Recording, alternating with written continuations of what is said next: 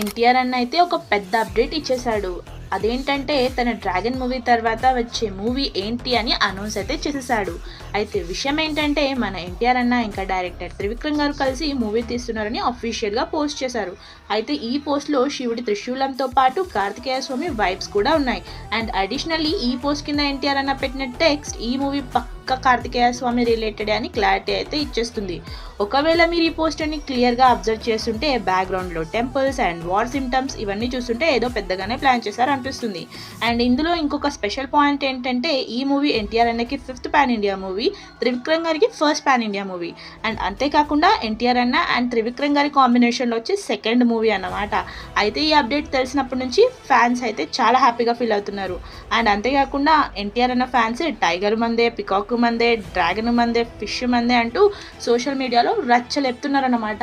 మరి మీకు ఈ అప్డేట్ ఎలా అనిపించింది కామెంట్ చేయండి. సరే మరి ఉంటాను, నేను మీ చిట్టి వైషు.